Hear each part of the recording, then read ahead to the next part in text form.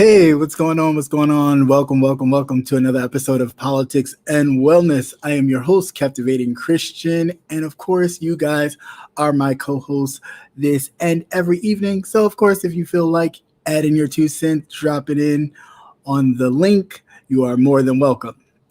So let's just get into it. Hopefully everybody's week is going well.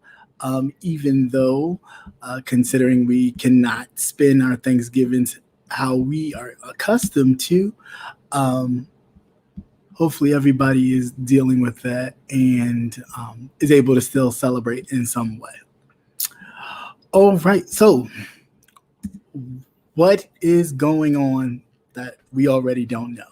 So, of course, first and foremost, it is about time that Donald Trump finally let his transition, finally let the administration allow the transition team to do what they need to do and protect Americans across the world, not just at home.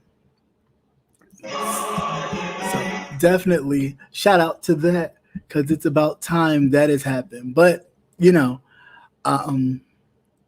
it's a little late, but they're starting the transition. The team is allowed. We don't know if they're actually even allowed to top secret stuff. The hope is that they are. Usually during the transitional period, that's what happens. The incoming administration is now informed about any terror threats, anything that they need to be worried about, on the lookout about. Now, we knowing Donald Trump and his little back channel, undercover dealings, we have no idea what's actually being told. But the hope is that, anything that is harmful to America is being given to this incoming administration and their people. I think at this point, pretty much after Donald Trump done burnt all of the documentations that he needed to burn just in case somebody wanted to come back and kind of chase him down to charge him with something, I think that's really what they were doing the whole time. They were playing this whole, the election is fraudulent. We need a recount. We need to fight this all the way to the Supreme Court at the same time while they were burning documents so people would not be able to fine tune what they've been doing for the past 4 years. That's just my theory. You don't have to go along with it. You don't even have to agree. We can agree to disagree on that. But that is my theory. I am glad that it is starting to move in a different direction. Hey, what's up, everybody? What's up, Rico Reports, Queen Diva? What's up, Brother Nate? Always great to see you. Virginia Redbone, of course, it is always great to see you. Make sure you're behaving yourself. If there's anybody else in the balcony, welcome. It is always nice to see you. But anyway, like I was saying, because there was a delay, so I didn't see anybody for a minute. So I was really talking to myself, and that's not good. But so I'm glad to see that transition part has happened. About the picks, we'll see. I'm not thrilled about the picks, but I get it. You know what I'm saying? Like, he is not the president for change in America. He is the president to fix the fuck up. So, of course, he's going to have plenty of people in positions to help fix what Donald Trump and the rest of his Republican people let flounder. So that's what his presidency is about. So am I surprised? No. But am I thrilled about some of his picks? No. But it kind of comes with the territory, so I get it. I had a whole bunch of notes and stuff, and here we go. Because I know I'm like, right. So, I don't know. How do you feel about this transition? Do you feel hopeful about it? Do you feel like it is just the kind of a healing, to kind of put America back on the front stage again in the world, to kind of fix all of this mess up with the coronavirus pandemic. I'm wondering, so if you think that Biden's presidency is one of just a fix or a stop the bleeding, hit a 1 in the chat. If you think it's more than that, you can hit 2. If you totally disagree and don't care either way, you can put a 3. But 1 or 2 are preferable. So if you think it's just like stop the bleeding, let's just nip this in the bud and fix this while we can, then definitely put a 1 in the chat. However, yeah, I get it. I mean, I don't know. It's just, I'm so ready for this to be over. I am so ready for this to be over. I really, really, really, really am. Because it takes a lot to destroy. It takes seconds to destroy something, but it takes a lot to build a reputation and people and trust. So understanding it is a daunting task that Joe Biden has ahead of him. The only good thing that I say Joe Biden comes in the game with is experience of being the vice president, of taking those trips overseas and building those relationships with other countries to where in which they're not looking like, okay, are you another Donald Trump? Are you going to do the same thing, come in, back out? Like, what are you going to do? So that's the only good thing about all of this, is that you have someone already kind of familiar with the territory, familiar with the allies and the treaties and things that were already in place. So therefore, we don't have to worry about, what the hell is this person going to do? If he get mad, will he just run away from the climate deal? If he, will he rip up the Iran deal? And then we got to sit here and worry about, well, is Iran going to attack us or are we going to attack Iran? Right. So like I said, with all that, I am hopeful. I do believe it's just to stop the bleeding, kind of control the damage. But what I really want us to be very mindful of are the Republicans who allow this to go on. And that's not just in the state I live in, like Maryland, but I'm talking like, really, guys, we need to start looking into Florida, places, Texas, and really pay attention to these senators and these state representatives who have allowed the foolery to go on for so long. Like, they will not be able to hide and kind of tuck their tails until the next Trump-like character comes along and then all of a sudden want to shout all this, yeah, we support you, da-da-da. Please remember these folks, okay? Because these folks didn't give a goddamn if America burned down to the ground, because they were just going to let it burn and kind of take their money and run elsewhere. And we need to definitely be mindful of that and never lose focus of that. And I'm not saying that, again, I'm not saying that all the Democrats were on a different board. There were a lot of Democrats, even in West Virginia, which is a neighboring place close to where I am, in Maryland, was talking about, well, of course, he's in West Virginia, but was very much on, Trump Train Central. And I get it that, where he is in West Virginia, it's a lot of that. They really support Trump. So he was going along to get along. But at what cost? So, we have to be very mindful. Although these people are elected to represent us, while they're there, they speak for you. You know what I'm saying? So you want to make sure that when you're casting your ballot, that the person that you entrust to speak for you will speak for you and not speak for the interests of their own pockets, their own, kind of, oh, well, I got an election come up, I need to switch a little bit so I can get some money. Because at the end of the day, if this person loses that you're going to bat for, what are you going to do now?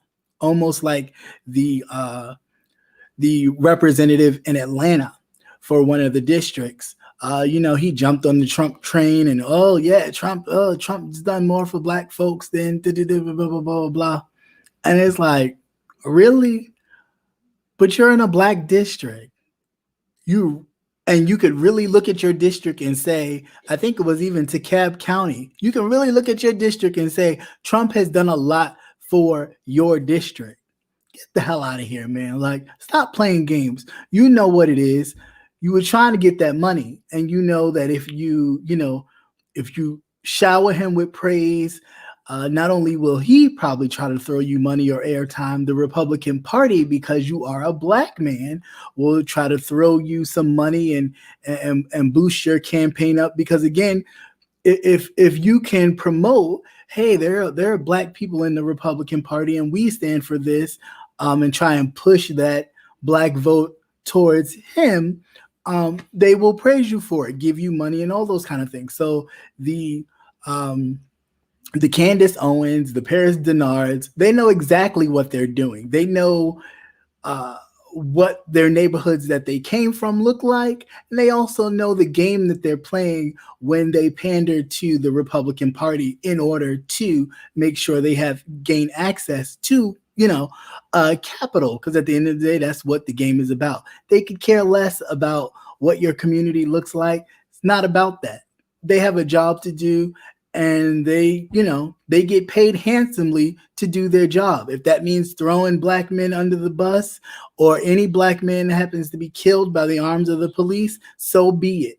They will do it, because they get tons of money thrown their way by different right-wing kind of organizations. Like, case in point, the 17-year-old boy that wind up killing two people in Kenosha, Wisconsin, was put on a $2 million cash bail. Let me repeat that again. That's $2 million straight cash, not $2 million. You can go to the bonds salesman and swipe your card and the person can get out. No, $2 million armored truck cash in order for that 17-year-old boy to be let out of jail for killing two people. Please let that sink in. That a sitcom star from a show, what was late 70s, early 80s of Richie Rich. It might have been early 80s, definitely while I was really little. But the Richie Rich kid and the My Pillow guy. Of course, the My Pillow guy has always been toting that he was a Trump supporter, but now we get to see that not only are you a Trump supporter, you are really a supporter of that kind of Proud Boys kind of situation. Now, the My Pillow guy, I believe, quote me if I'm wrong, but I believe the My Pillow guy kind of got his launch from Shark Tank. For some reason, that sticks out to me. If so, so be it. If not, okay. But for some reason, I just think that's just sticking out to me. But even that, we kind of know where these people, what these people's views are. You can't sit here and say, well, he's a young man and we're thinking about the rest of his future. I mean, so much so that a sitting statesman right now, a Republican lawmaker, has said, why don't we put this young man in Congress? He killed two people, injured a third. And the fact that we can say, put him in Congress, well, if that's the case, there are tons of black men, black women, Hispanic men, Hispanic women that you can groom and put them in Congress right now that are sitting behind bars. Why is it that this young 17-year-old man should be honored in such a way where we forget about the two people he killed because they don't matter, and put him in Congress?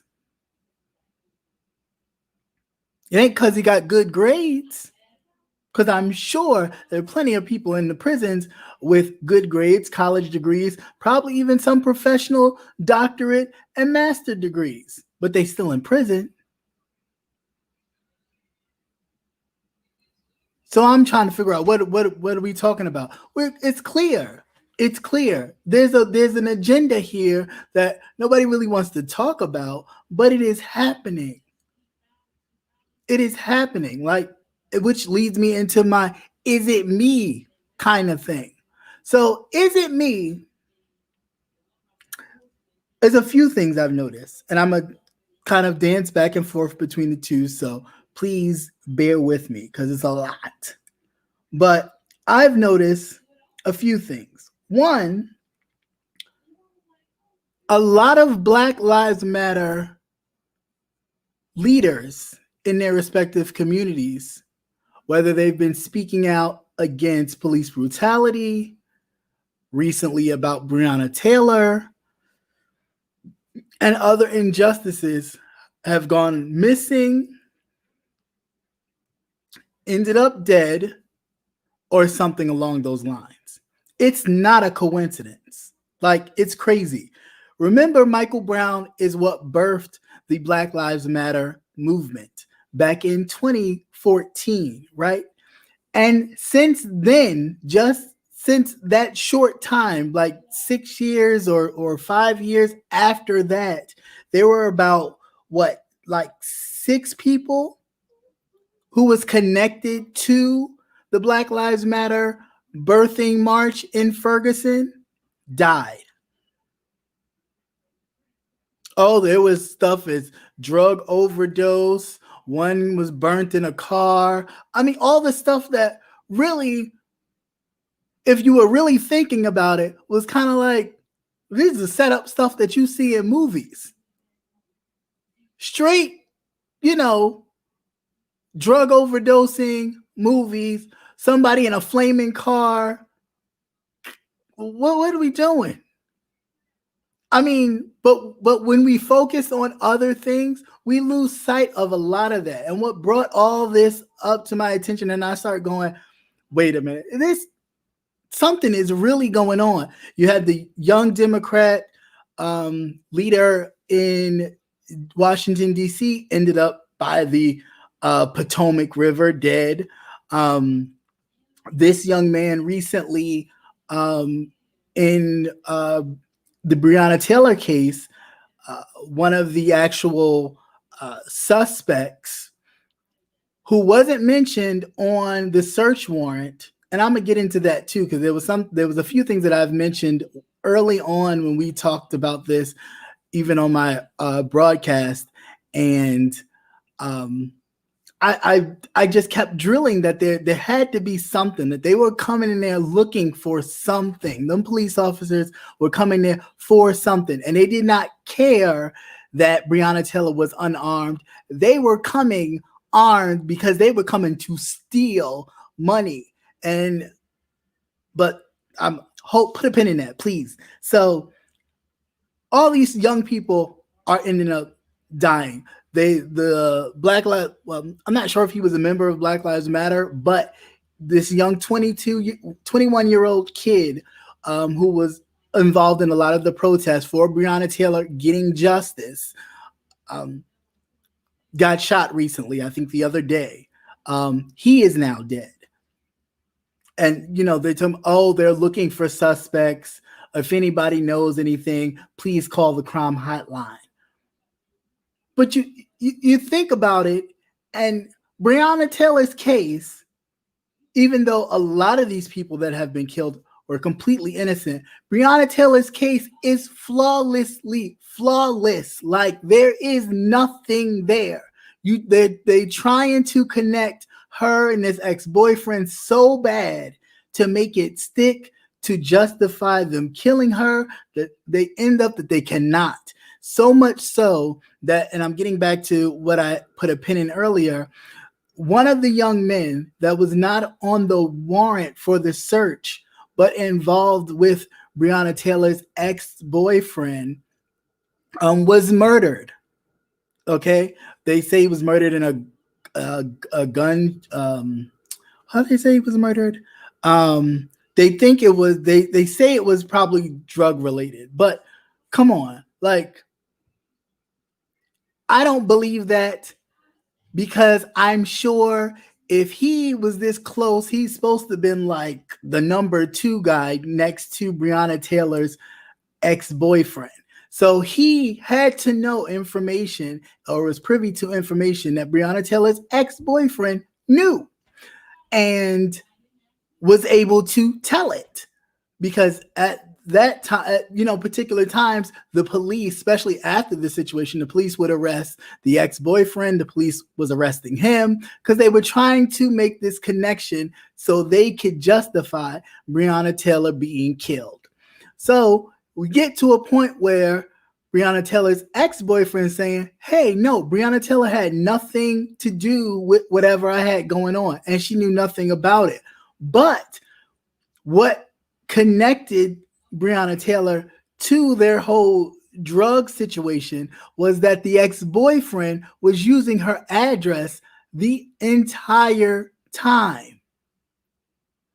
Now, I don't know if Breonna Taylor knew it, and maybe at first she didn't know it, but then, she went on with her life and she didn't think he was still using it, but he was. He was still using her address. Hello, everybody. Welcome, welcome, welcome. Please, not that I'm ignoring you. I see you. Thank you so much for coming in. Please make sure you hit that like button. But I am just like, I'm flowing right now, so I don't want to lose train of thought. But thank you so much for popping in. I love you guys.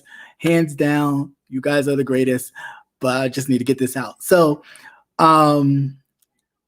with Breonna Taylor and them breaking up, I'm not sure if she knew that he was using her address the whole time, but he was, right?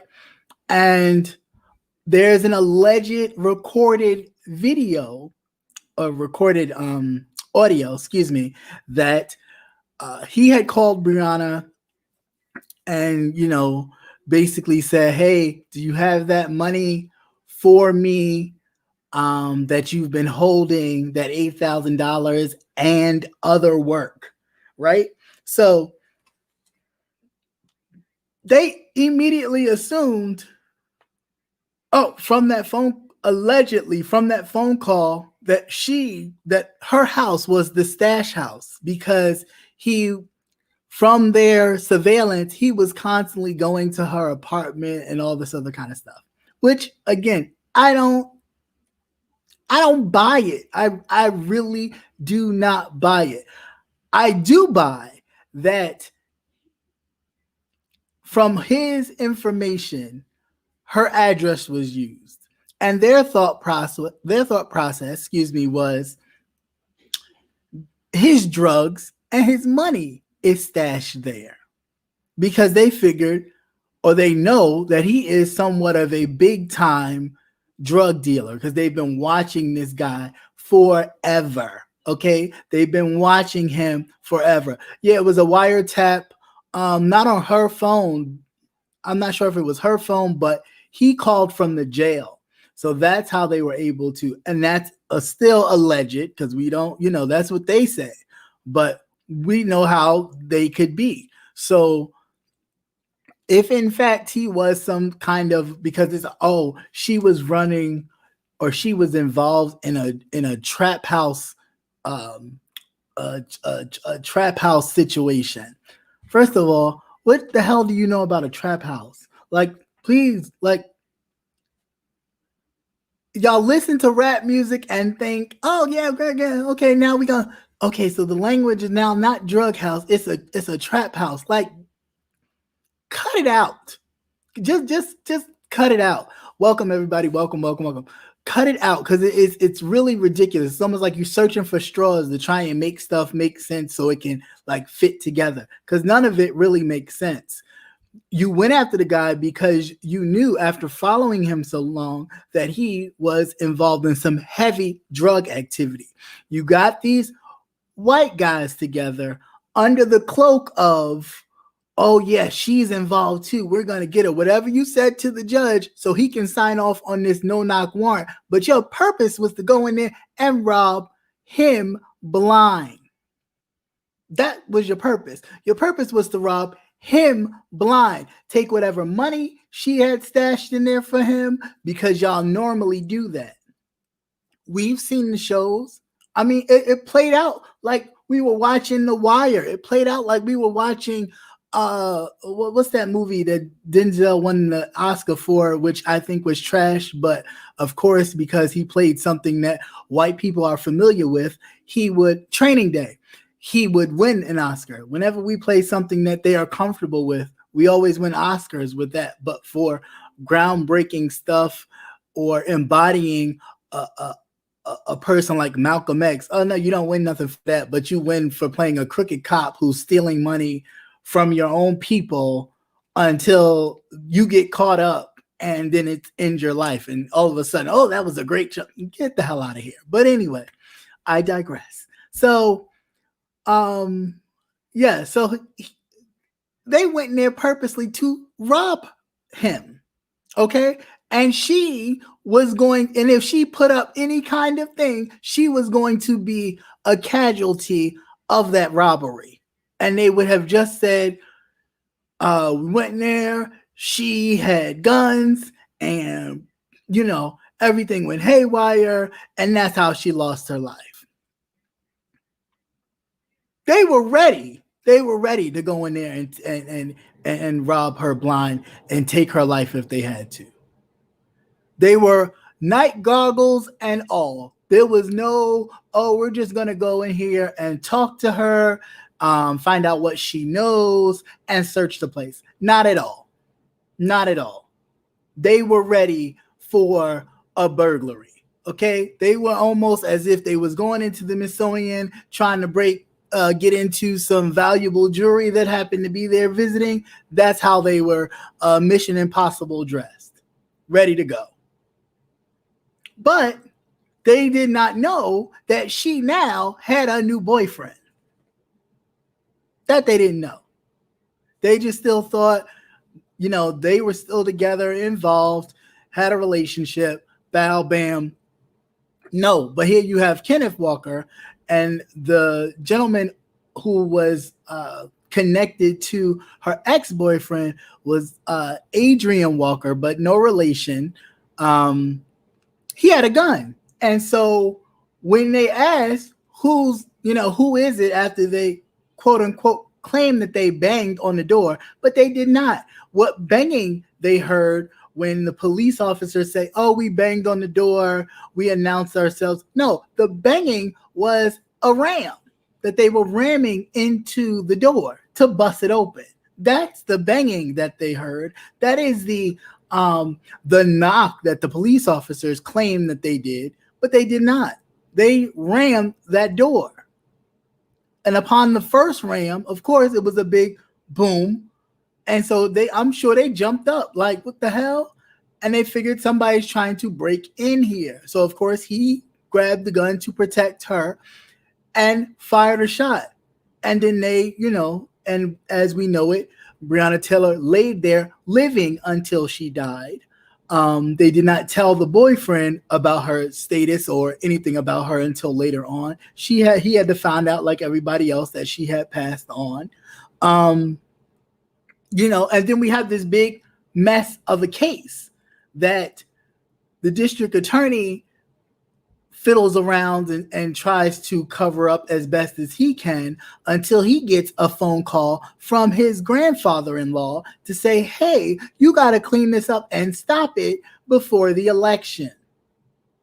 So he, there's a plan. Okay, let's pay him. So they pay them. All right, but that's not going to stop the people from seeing the injustice. That's not going to stop the people who are involved in this case from still speaking up to the fact that you had already known that they were not together. The police had already known that there was no relationship with Taylor and the ex-boyfriend. But I'm sure Adrian Walker knew that. And I'm sure Adrian Walker knew a lot of other things. But he winds up dead now. And one of the young men, the 21-year-old who's always bringing awareness to this and doing protests out by, I guess, City Hall or some town square. I forgot the exact name of the square, but it's a square in the park where they always do the protest asking for justice for Breonna Taylor. He's dead. Like, if they're not trying to shut this down, then please somebody tell me something, because it is clear that by any means they are trying to shut this down, just like they did in Ferguson. They figured out who all was starting this whole Black Lives Matter movement, pushing for justice for Michael Brown, and one by one they picked them off and then tried to kind of connect it being some black on black related crime or a drug overdose or something crazy. I'm telling you, people, it's crazy out here. It is crazy out here. And the more we sit here and go back and forth with each other, they're winning. They are winning. It's ridiculous. Every day, somebody connected to Breonna Taylor's case or protest against bringing awareness is always ending up in the news, either on some kind of craziness. They've arrested those two gentlemen, Breonna Taylor's ex-boyfriend and Adrian Walker, I believe a total of 4 times since Breonna Taylor, since the murder of Breonna Taylor. 4 times. And every single time, hey, Virginia Redbone, I spoke to you earlier, but you probably wasn't in the chat. Every single time they had to release them because they don't have anything on them. But they're, again, trying to connect them to this whole thing. So with my Isitme, it ain't just me. There's a whole conspiracy. There's not even conspiracy. There's a whole murder plot here going on. Like, it is so crazy.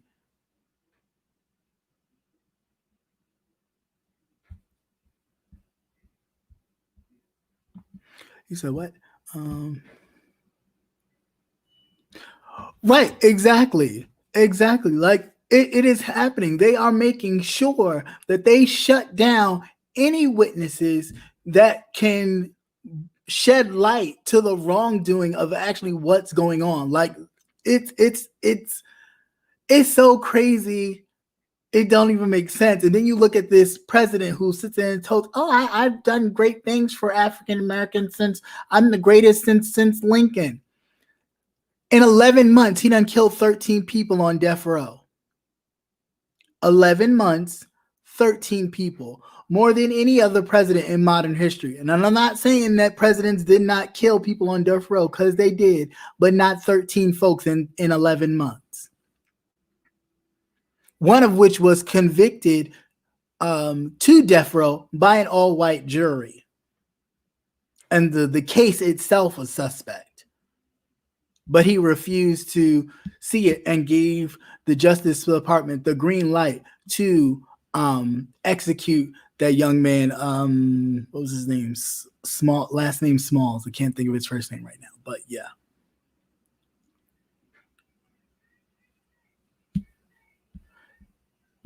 It is so crazy. So, like, you know, the more we sit here and worry about the small stuff, they are picking us away. That's why I push so hard that use your voice, vote when you have to, vote when you can, use your voice whenever necessary, because they will try and shut you down. I mean, you see it now. Look at Georgia.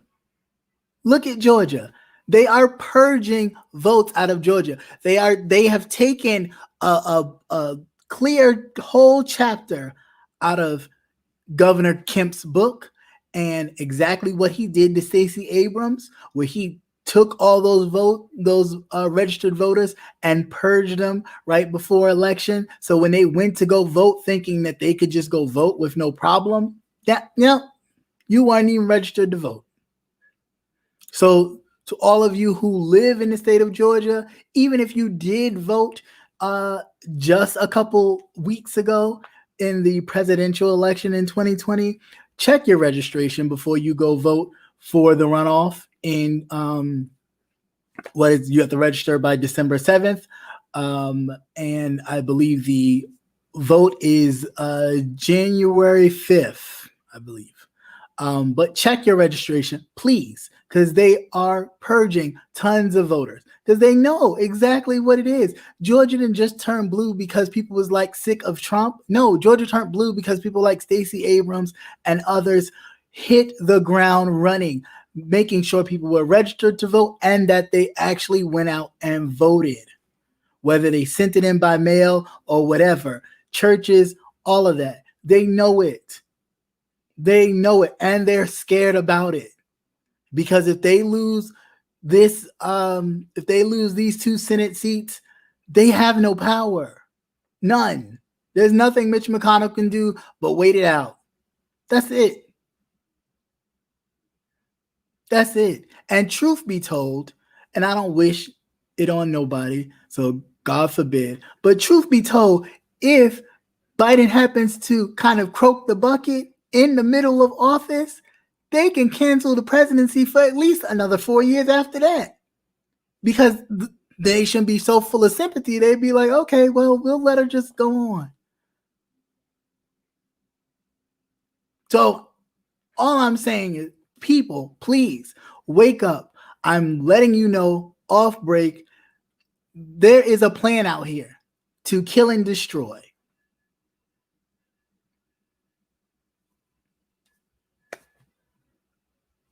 I mean, we sit here and told that book, oh, Satan walks around to kill and destroy. It ain't just Satan.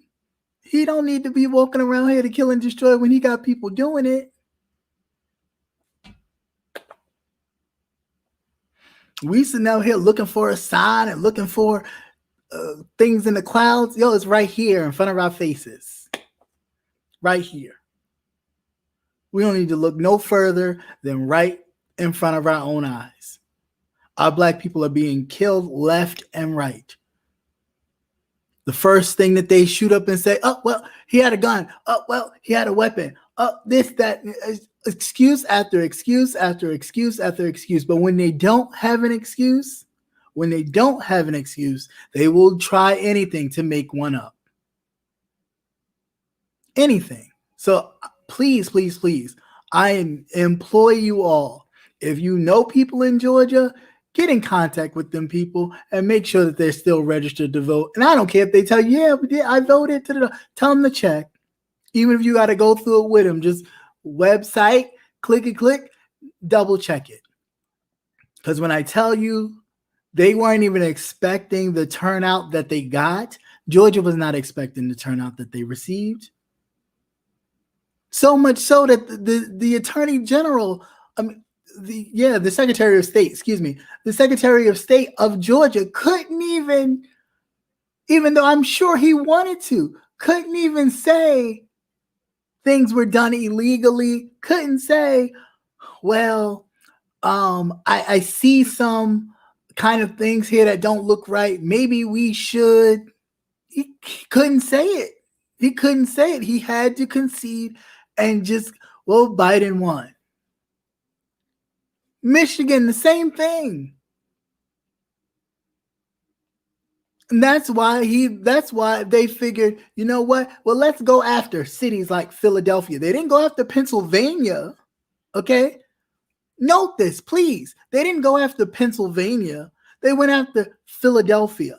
They didn't go after Georgia about the votes. They went after Atlanta and its surrounding areas. They're not going after their whole lawsuit about fraudulent irregularities in the voting process had nothing to do with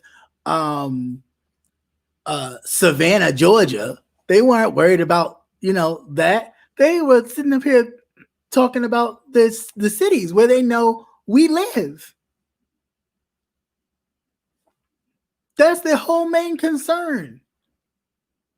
Wherever they lost, they looking at where did it come from? Okay, well, what area is the most Democratic? Go after it. Somehow prove how this was fraudulently done. Lady Graham, that big fruitcake, he called the man up. How could you purge some votes? And the man went right on the news and said it. Then he had to, because he got so much flack from, I'm sure the president called, I'm sure Mitch McConnell called him. He had to kind of walk it back and say he misunderstood. No, Negro, you understood clearly what that man said. How can you get rid of some of these votes? And I'm sure he thought, well, I can't do that now, but we can do it for this Senate race, though. And they will try. Don't sleep on these people. They will try. They done stole you from your own land. What makes you think that they're not going to try to steal anything else? Come on, y'all. Like, let's get it. I get it that, sometimes we don't want to be separatists and anything like that. We want to kind of, at some point we need to heal and come together. Yeah, but we need to get some power for ourselves though, too. If you don't have a seat at the table, you have to make the table. You have to make your own table. The only way you make your own table in this part of the game is get the power to make it. And you can shape the table however you want, but you got to get the power first. So please, please, please, please, please, definitely, if you can, get out there and do involve. Yeah, exactly. Detroit, they were all in Detroit trying to literally have the two Republicans who sit on the election board not certify the votes that came out of Detroit. How? How could you do that? And we're not, and the crazy shit of it all, we're not even out of the woods yet. We're not. Thanks to the Electoral College, which was created so, normal folks who were uneducated and farmers and stuff couldn't pick the president, that rich folks with money, hint, hint, could always pick the president because they felt that they were more educated and more worldly, that they understood how the world worked better than the average person. So they created it so they can still run the nation, right? So with this whole thing, and of course I pray it doesn't happen, but what's a possibility, even if it is nefarious and far off and far-fetched, but it is still a possibility. Now, with the Electoral College, you have what's called electors. And I did it's a segment of We the People on one of my playlists. And it basically breaks it down like a Schoolhouse Rock of what the Electoral College is. But in a nutshell, real fast, the Electoral College is a group of people. They're called electors, right? So when you vote, right, your vote was then given to your representative that would represent your state and your vote and say, hey, my state voted for Joe Biden. I'm going to cast my ballot for Joe Biden, right? And that's how it would normally work. However, right, your electors are placed in the position by the governor of your state. Okay, so if your state is a Republican state with a Republican governor, a Republican leading legislator, and they happen to have voted for Joe Biden, right? When it's time to kind of cash in the chips, that electoral, that person holding that vote could say, yeah, my state did vote for Joe Biden, but I know better. And I think my state made a mistake. So I'm going to cast my vote and the whatever, how many ever electoral votes that would go to the president for the opposite person, say for Donald Trump. And that's really how the system is really set up. Nobody's really ever done it, but that's how the system is set up. Now, I get it that would cause a whole high level of the fuck is going on here, outrage, protest, out the yin yang, and all of that. Yes, without a doubt. But what has stopped him before? And that's all I'm going to say. What has stopped him before from doing the most outrageous, unheard of, unpresidential things? If not for nothing, just to be remembered in history as the person that did that. Because it's not because he really gives a shit about democracy, about the United States, about any of this. He could care less about it. And I mean, like the East is from the West, he could care less. He don't give a shit about it. But so his name will always be in a textbook, and you will always be saying Trump this and Trump that and Trump. He would do it in a heartbeat. And the people who support him that much or want to be praised by him that much, do you really see them not doing it?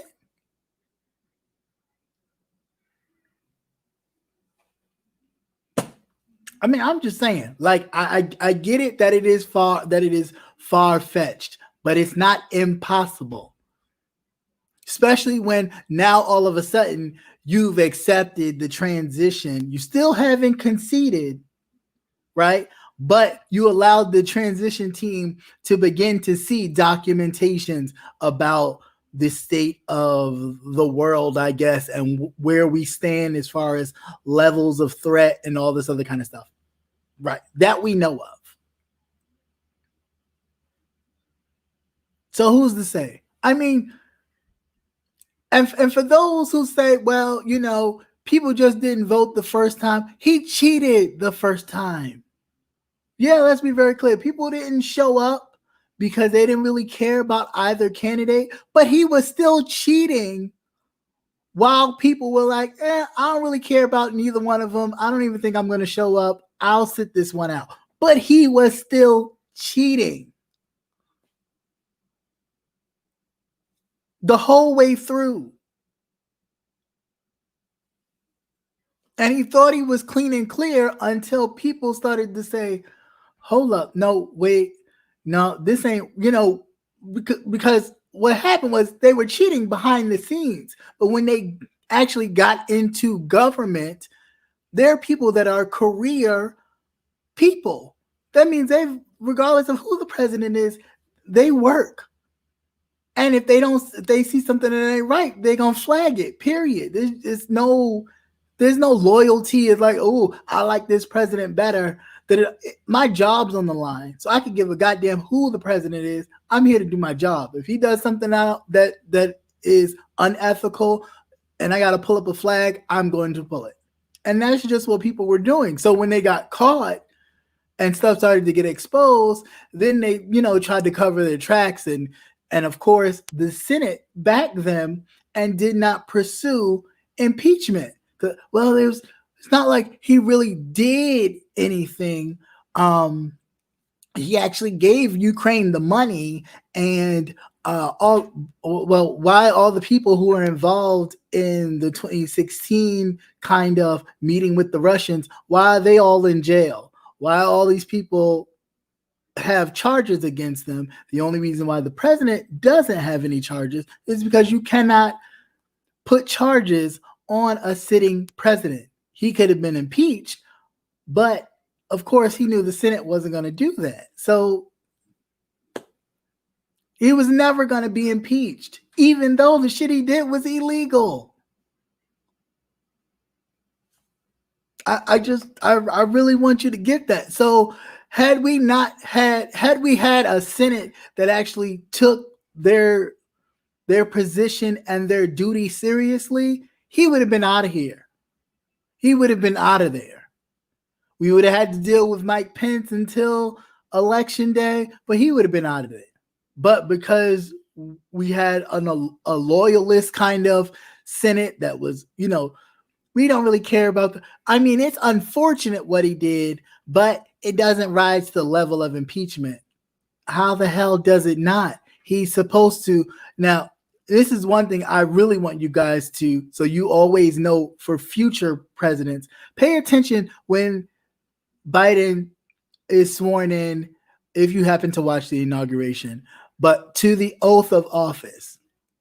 Because the oath of office definitely states that the president is vowing to protect the United States against enemies, foreign and domestic, not enemies, foreign and some domestic, who I choose to be. Any enemy of the United States, the president of the United States is supposed to be the first one to defend the United States against him or her, regardless. So the fact that he didn't do it, the fact that the Senate failed to do it, should be big. But of course, we get so caught up in, oh, I'm a Democrat, I'm a Republican. Like, yo, wait, back up. When did we just stop being Americans and we were more focused on whose party was doing what? Because at the end of the day, the United States was violated. The Constitution was violated. And nobody gave a goddamn. I don't care. I think it's old anyway. What? That's what the Supreme Court is for. Like, get into that. The Supreme Court is supposed to be like, take the Constitution and say, okay, well, the framers of this meant this, but we can kind of, work these modern laws in to where they fit to a modern day. But of course, if we have a Supreme Court stacked to the hills with people who are loyal to Trump because Trump gave them a seat, it's a lot that we need to be worried about. People, like, seriously, it is a lot that we need to be worried about. Yeah, you can kind of take a quick breath because there's somebody coming in to kind of stop the bleeding, but we have days left. This president has given the okay to murder 2 people, I believe, or maybe it's either two or 3 that are supposed to be murdered up until the damn 4 days before Joe Biden takes the oath of office, just because, of course, Democrats usually do not execute people on death row. But he wants to make sure he murders everyone on death row. So I'm just saying, like, it's not, and at the same time, you sit up here, oh, we've done so much. Look at the prison reform. Well, if you're worried about prison reform and all the stuff that you've done for people, black people and people of color, how the hell are you killing 13 people in 11 months?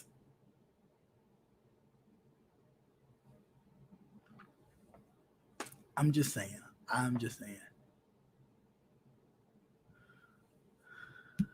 I think everybody will be watching. Right. But everybody will be watching the inauguration, but we'll be watching it from TV. But I just don't, like, it really drives me crazy. I'm sorry. I missed everybody's little comment. So please forgive me. I was just going, let's see. But welcome to everybody who popped in the chat. I saw Conscious popped in the chat. What's going on, bro? Miss T Velocity. Hey, it's always great to see you. T Tasha One, nice to see you. Armand Jordan, what's going on, bro? Brother WD, what's going on, sir? Nice to see you. Chocolate Capricorn, The Smart Show. Hey, what's going on, Pastor Nate? If I can scroll up here, see if I can nobody else. I think I got everybody that I didn't see first. Oh, what's going on, Antonio? Nice to see you. But yeah, it's a lot of craziness going on in this world, and I just don't want us to lose sight of the power we have behind our vote. And yeah, I know there are a lot of people that just say, "Oh, well, why don't we pandering to the white man with our vote because they don't give us nothing anyway," and all this other kind of garbage. But it's like, yo, if it were not for people like Nat Turner, who actually said, you know what, the hell with this, we're going to fight this one out. I may not live to win this, but I'm gonna make sure I shake some tables with this. Like, we have to be willing to do that. And if that means we got to muck down in it and kind of get involved, so what? If at the end of the day, we can walk around victorious, why the hell not? Why do we have to constantly, get murdered in the streets, have these marches of kumbaya, the city pay off, the city and the taxpayers, mind you, because that's a whole nother story, that the police departments do what they do because they know that they're covered. Okay, now not only are they covered by their unions, but they're covered by the cities and the counties and the hook towns and hick towns that they work for, that at the end of the day, if they do have to pay a family for some fucked up shit that they did, they're not paying out of their own pockets. You are. So not only are you giving that family a GoFundMe, come tax time, you're already paying your taxes. So you've given that family double money. I mean, it's just the reality of it. Oh, hey, what's up, Conscious? Nice that you're still here. But yeah, that's the reality of it. So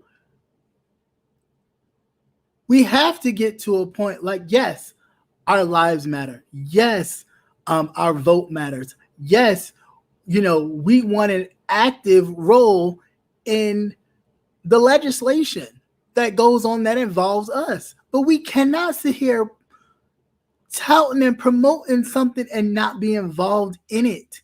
That's ridiculous. We won't get anywhere. We sound just like what Jared Kushner said. Well, Trump has done a lot to help Black people get out of their situations. They just choose not to do it because they don't work hard enough to. Says the person that was handed all of his riches and fame and whatever else came with him marrying into the Trump family, which, I mean, two broke people. And that's the crazy thing. You can be white and broke and still be wealthy. Ain't that some shit? You can be white, broke as hell, and still wealthy. I mean, they pretty much were. Kushner's brand was going under. Trump brand was going under. They just happened to win the election and flying high. So, I mean, we can do it. We just got to do it. It is possible. And then once you get a seat at the table, you can create your own table. Come on, we don't have, you can sit back and say, well, if we don't have this, then I will rescind my vote. If we don't get this, I will rescind anything or any support I have coming out of my tank. But we cannot do that when we don't participate and have power to have a seat at the own table that we make up. And I heard Puffy talking about, starting your own political party. Hey, that's not going to work when you don't even know how the system that you're trying to get into works. You got to know how the system works first in order to create something to say, oh, I'm in opposition to that. Prime example, look at Tyler Perry. You think Tyler Perry just dreamed up Perry Studios and all of a sudden, wham, bam, he created it? No, he saw how the system worked. He played around in it a little bit, shrugged a little shoulders.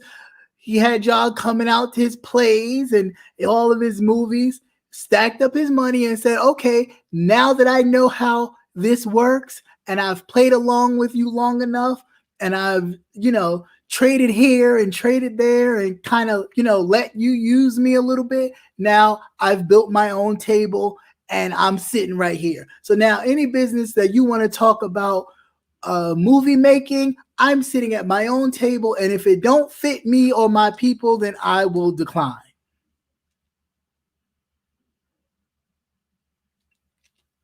And I'm just saying. And if he declines, and get this, and if he declines, the state of Georgia is in trouble because that's movie money coming into the state of Georgia. And that's another reason why Georgia decided, you know what? No, we're going to sit this one out. Sorry, Trump. We're not going to fight with them on this because they had already known, okay? They already know that a lot of their money, a lot of Georgia's money comes from that studio. Before it was even open to the public, that studio was making tons of Hollywood money, okay? Tons of it. So they had already known that if they try to take the black vote away, that wouldn't look good. That wouldn't look good at all. That wouldn't look good. But they're hoping that, of course, with Trump going back and forth, people kind of, okay, woosah, the election is over. I can go on about my daily life. You're not paying attention to what they are doing behind the scenes.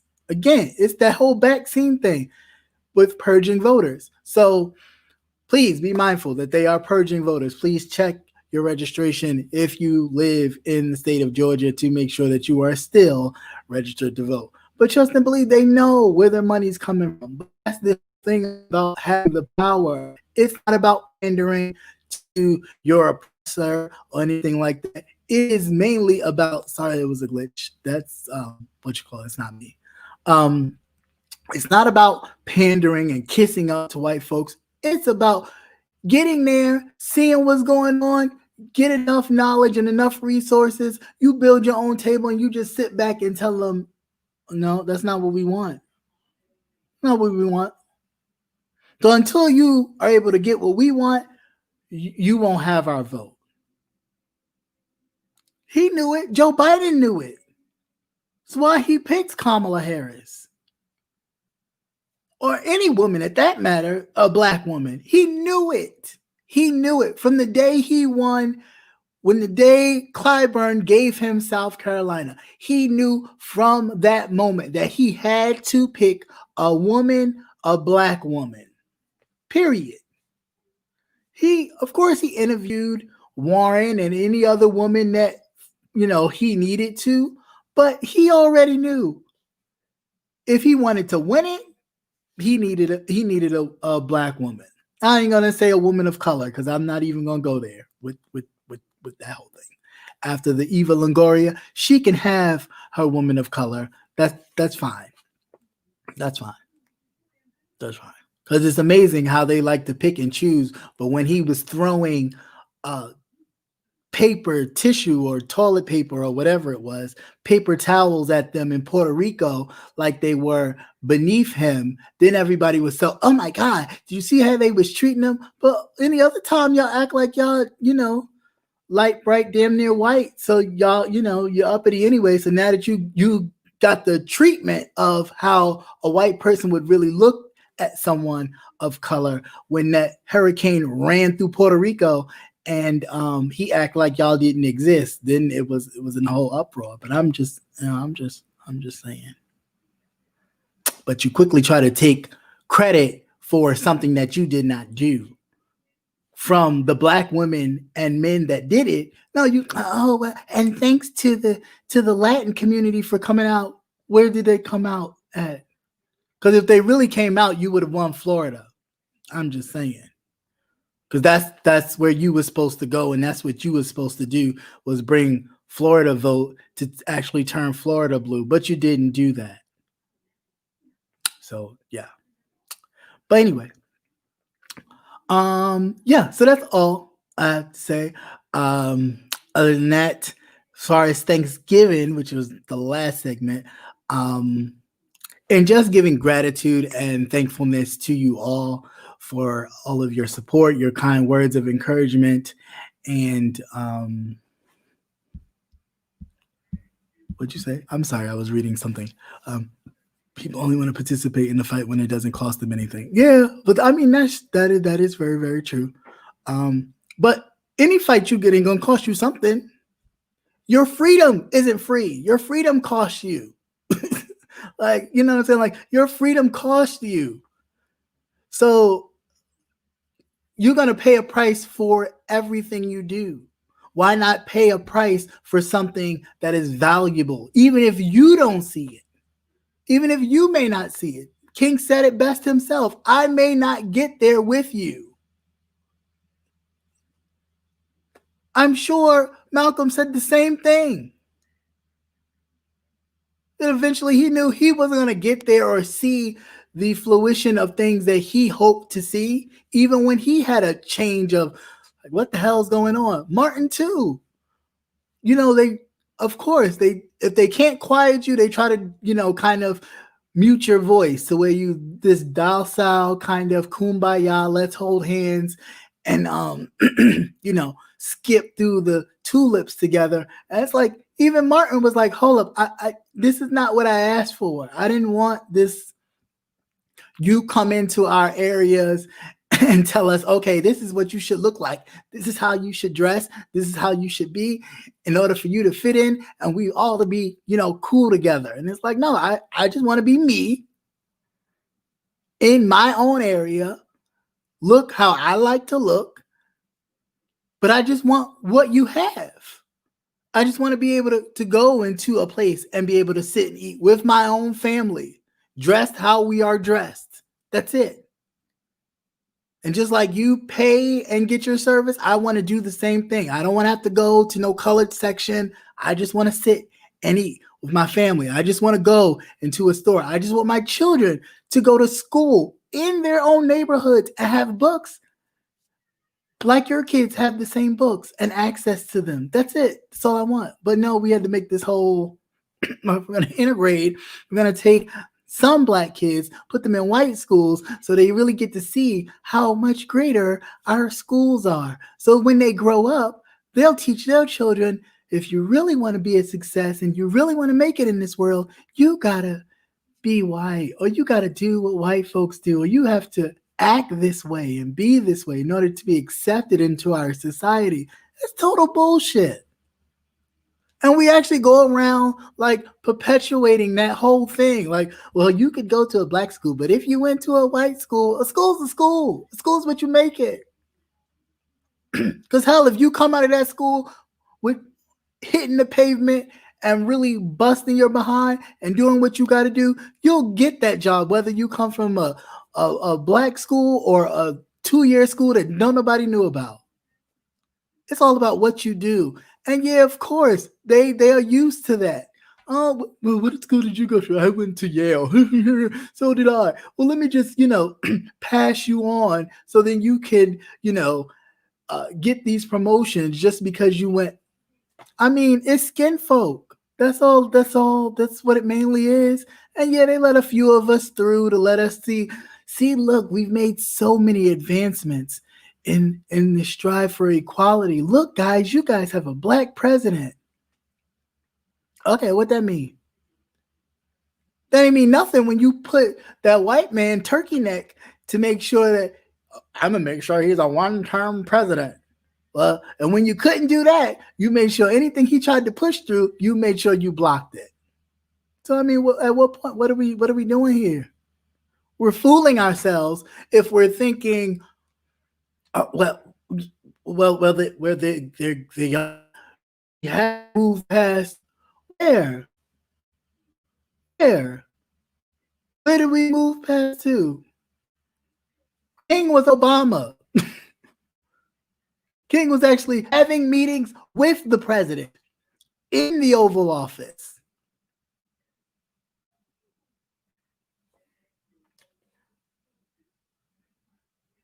Is Nobody's even trying to give heads up. Hey, King, you may not want to go to so-and-so. We have got word that they're trying to do something to you over there. He's like, well, I got to go anyway. Thanks for the heads up, but I got to go. Good. What do I do? I'm not serving my people if I'm sitting here scared about what it's going to cost me, and I'm sitting here trying to fight for the freedom of my people. That's crazy. But we have been so trained to think about, what is it going to cost you? Or I'm not going to vote. What is voting costing you? When people around you are dying for no reason, just for being black, pretty much. What is it costing you? You got to sit in your car or tell your children this whole story of what to do. Put your wallet here. Don't do that. If they stop you, put your wallet on the dashboard. Who has to go through all that training? Who has to go through all that training? They sure hell don't. And the fact that we got to do that is ridiculous. Ridiculous. I never forget the time my lights was off by accident. Well, the parking lights was on, but the headlights wasn't on. But we were in a bright area, so I thought they were on. And I'm driving, cop pulls over, and I was just like, getting my stuff. Oh my God, don't do that. Don't do. One of my friends like, oh my God, don't do that. Don't do that. Don't do that. And I'm just like, and was petrified. I mean, screaming, like nearly like, oh my God, I'm freaking out. And I'm just like, the fact that we live in a society where they have got us so crazy that we, every moment we encounter them, we think this might be our last moment to live. This might be our last moment to live. Oh my God. Oh my God. Oh my God. It's just like, that is crazy. That's suppression. That's true suppression and power from somebody that you don't even know if he's going to come up to you and just say, your parking lights are on. Because that's just what he said. Your parking lights are on, sir. I was like, oh, are they? I said, no, I did not know that. I'm sorry. Clicked them, and he went on in his car and kept it moving. I mean, this man was about to bust out in tears, cry, pee on himself, and everything. Like, yo, like, what? Like, this is crazy. Like, that's when I realized, like, they are doing a job on us that we are so in a different space, you don't even see it. And I'm just like, wow, that's deep. That is so deep. So, like I said, I'm very thankful for you guys. I'm thankful for the camaraderie. Can I get it out? The camaraderie that we have. I'm thankful for your comments and your thoughts that you share, your emails, your news postings, all of that. Like, so thankful. Words cannot, and I know I say this all the time, but really, words cannot express how thankful I am to you all. I know this holiday will be different, but my prayer is that it is still filled with love and blessings to you all, even those of you who watch from the balcony, those of you who don't watch, those of you who, whatever. Tomato. One thing that I know that this year of 2020 vision, like I like to call it for me, has allowed me to see is the true, genuine care and concern that a lot of us have for our own communities, for our people, for situations and things that not only revolve around mess and gossip and reality TV, but real life. And I am so thankful to be one of the few platforms where we can actually deliver that and express that. So thank you so much for all that you do. I will continue to be who I am for you as you all continue to be who you are for and to me. And with that, that's all I have. If anybody has any comments, questions, or concerns, or anything that you've heard or want to share, you can pop on. You don't have to show your face or nothing like that, but just be respectful. If not, then I'll give it like 5 minutes and I'll close out. But yeah, that's really all I wanted to say. I hope everybody has a blessed one. We will not be doing the gentleman's panel this Thursday due to the holiday that has been postponed, I think, to next Thursday, but be advised, I believe it's next Thursday, not this Thursday. And I may still have some news out, but I may just take a breather. But if anything pops up, I will still post it on my community wall, because I always got to keep you guys informed. But it is a job. But like I said, thank you to those who always send messages and emails, and thank you, Brother Nate, for always. If I don't have an eye on it, I know you do. And most of the time, sometimes we have eyes on the same thing, and you'll send me something. I'm like, oh, I read that already. But and that makes me feel good, at least when I'm ahead of you, because you're always sometimes a step ahead of me with a lot of these articles and situations and things. But thank you again for that.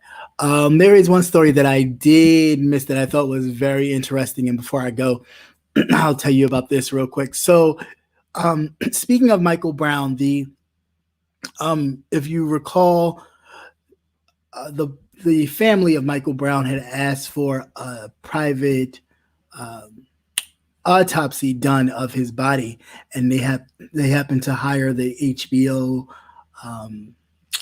pathologist. What is his name? Michael. What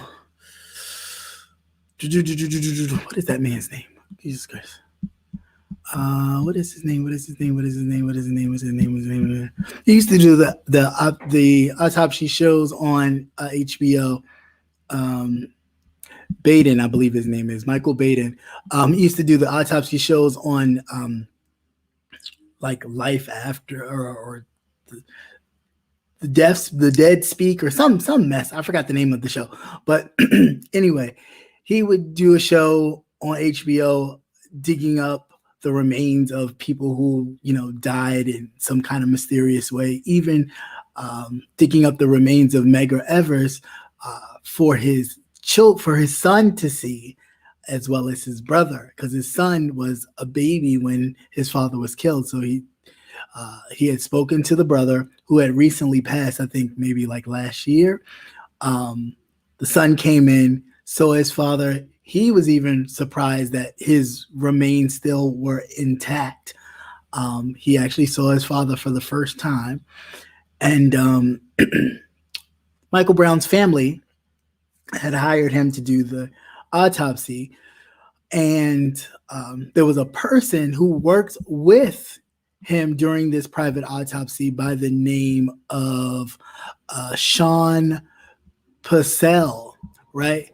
Now, during this private autopsy that the family paid for, Sean Purcell was an assistant to whatever Michael, I keep forgetting his last name, Baisden, I think, was doing. This story comes out that Sean Purcell, this guy, has been doing private autopsies, even charging the state to do autopsies. He's not even licensed. He claims he was self-taught. He's charged families as well as the city that he lives to do autopsies, somewhere ranging around the total of like $1 million. And he's been charged with four felonies, I believe, if I skimmed across that real quick. So like 4 felonies. And it's just to be careful. Be careful and be mindful. Yeah, we trust people, that people know what they're doing, and we entrust them to do services and things. But there are a lot of people out here who are here to make a buck. I mean, there are some families that he has charged, that they have hired Um, yeah, and wire fraud. Yeah, that's absolutely right, Brother Nate. And wire fraud he's been charged with. Um, there were people, families who had hired him to do autopsies that they still have not received results from, and they're trying to get their money back and couldn't get their money back. And this goes back years that this man has been doing that. So it's just really sad, really, really, really sad. And you would think that you've gone through all this work, all this to kind of scam people. All that time you could have got a damn education in it and actually, been a legit one. But of course you have I believe in his state, he had to be a physician to actually practice that. And I think he didn't do that. But I just, he also lost evidence, one family member's loved ones. Oh, wow, really? Yeah, I just skimmed it because I saw it before I was reading through it. Wow, that's crazy. Wow, he lost evidence, one family member's loved one was missing. Wow. Yeah, like it's really, really, really crazy how this man was able to, kind of swim through the system and really do some big cases and go unnoticed. Almost like, people laugh about it, but the woman who was doing the sign language during one of those press conferences, I think it was Storm or something, and come to find out she didn't know nothing about sign language and she really was just faking it. Things like that are real. And people in time of hurt and pain and all those type of things, you may not be looking at credentials or things of that nature because you're entrusting that whomever this person is that reached out to you or you reached out to them in your time knows exactly what they're doing. So to know that he has been fraudulently scamming people for that long was definitely eye-opening. And just to be mindful, especially around this time and past it. I know holiday season with COVID going on and everybody being home and things, I'm sure people are finding ways to do certain things. But my prayer is that we're always vigilant and taking care of ourselves and each other. But yeah, definitely. But yeah, that's all I wanted to share. Everybody have a great night. Thanks again so much for hanging out with me for my last Politics and Wellness until after the Thanksgiving holiday. Again, I wish you all blessings on your Thanksgiving and nothing but light and love, folks, light and love. And yes, please remember, all my people in Georgia, remember to vote, vote, vote. Those Senate seats are available and they're up for grabs. So don't forget to get that power. Please, please, please. Not only will you be doing the presidency of Joe Biden and Kamala Harris a service, but you will also be doing the people a service, because whatever things that get pushed through that president, they will, be met with less opposition if we definitely have the seats that we need in the Senate to take that over as well. So, yep, please, please, please make sure you do that. To everyone else, thank you, as always. To my moderators, thank you so much, Brother Nate, Tanari, thank you so much for holding down the fort and keeping everything neat and in order. Thank you so much for your support. Appreciate you guys. And with that, that's all I have. And have a great night, guys. Peace.